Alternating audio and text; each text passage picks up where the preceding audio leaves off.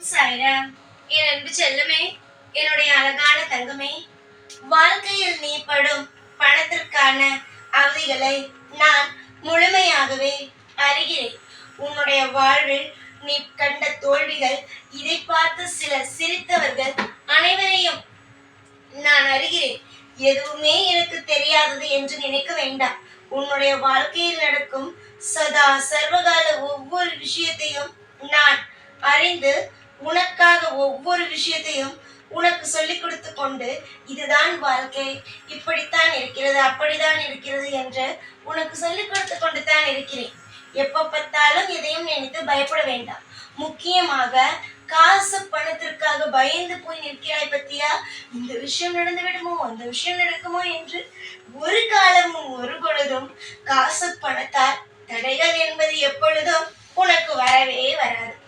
முக்கியமாக நான் என்று சொல்ல போகும் இந்த பரிகாரம் உன்னுடைய வாழ்க்கையில் மிகப்பெரிய ஒரு விஷயமாக இருக்கும். இதற்கு நீ எதுவும் அதிகமாக செய்ய வேண்டும் என்ற அவசியம் அல்ல. நீ இதற்காக வெளியில் போக வேண்டும், கோவிலுக்கு போக வேண்டும் என்ற அவசியமும் அல்ல.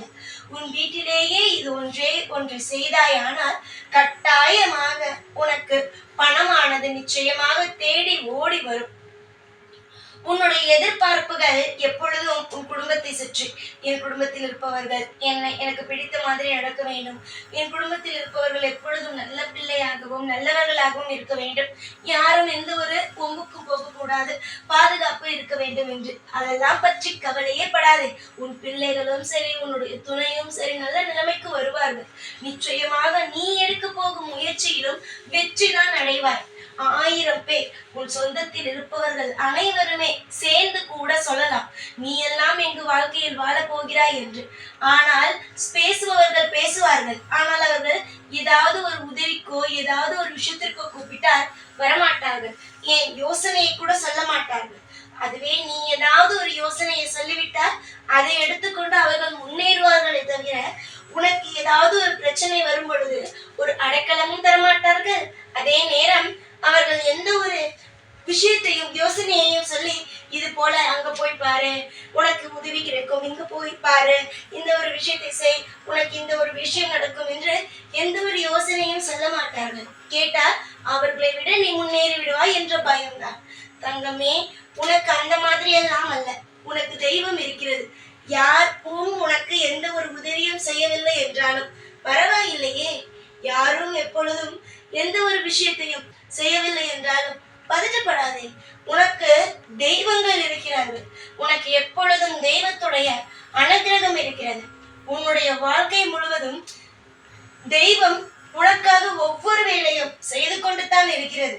நீதான் ஏதேதோ நினைத்து கவலைப்படுகிறாய்.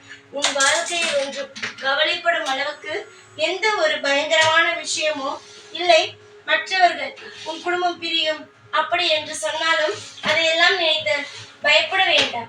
உன்னுடைய குடும்பத்திற்கு எந்த ஒரு ஆபத்தும் எப்பொழுதும் வராது. உன்னுடைய வாழ்க்கையிலும் சரி, உன்னுடைய துணையின் வாழ்க்கையிலும் சரி, தெய்வங்களானவர்கள் நிறைந்து இருக்கிறோம்.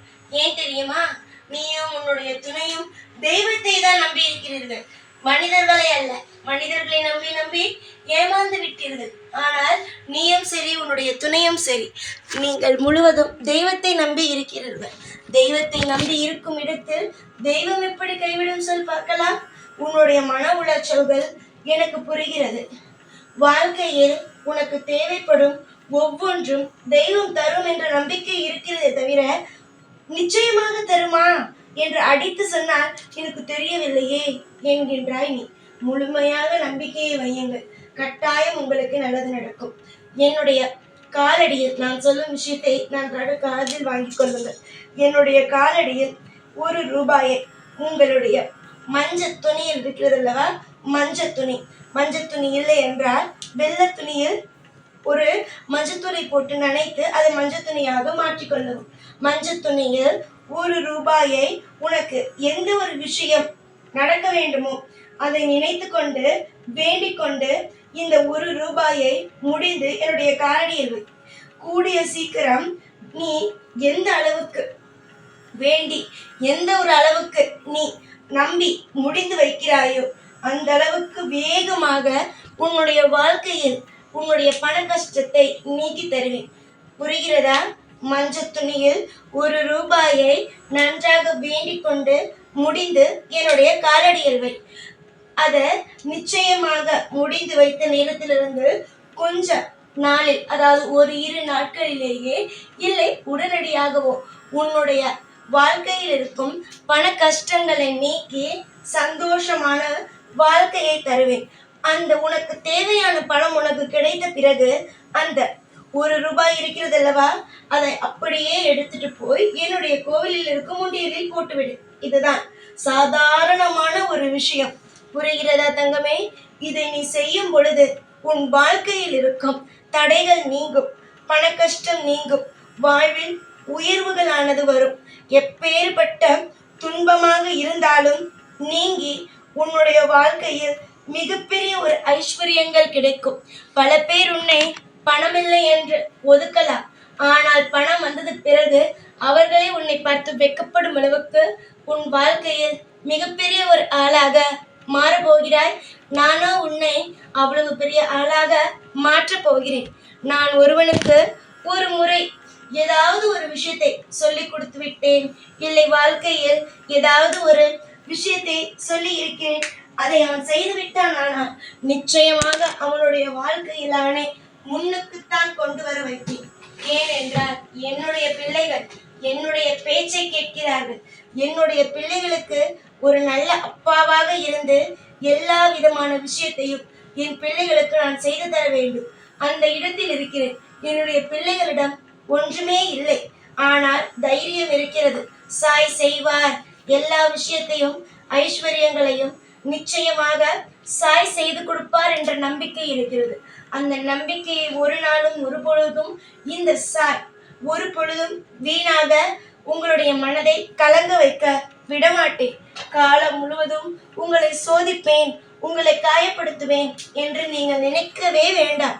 உங்களுக்கு எதுவாக இருப்பினும் தாராளமாக என்னிடம் வந்து நின்று உரிமையோடு நீங்கள் கேட்கலாம்.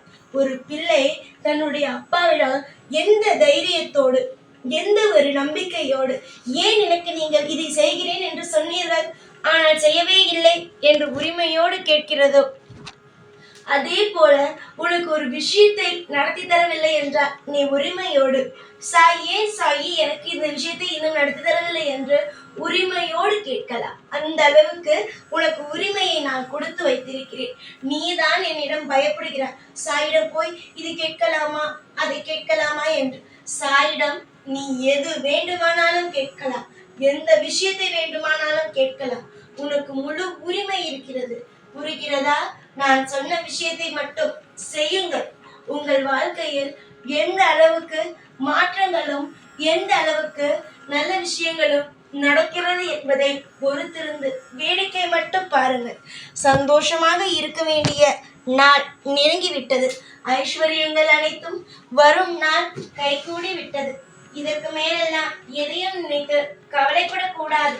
சந்தோஷமானதை இறுக்கமாக பிடித்து வைத்துக் கொள்ளுங்கள். கவலைகளை தூக்கி எறிந்துவிட்டு சந்தோஷத்தை வைத்துக்கொண்டு சந்தோஷமாக இருங்கள். இதற்கு மேல் இது இல்லை அது இல்லை என்று போட்டு புலம்பிக் கொண்டு இருக்க வேண்டாம். நம்பிக்கை மட்டும் போதும். எப்பொழுதும் எல்லா நாளும் உன் கூடவே இருந்து வாழ வைப்பேன் இந்த சாய்நாள். ஓம் சாய்ராம்.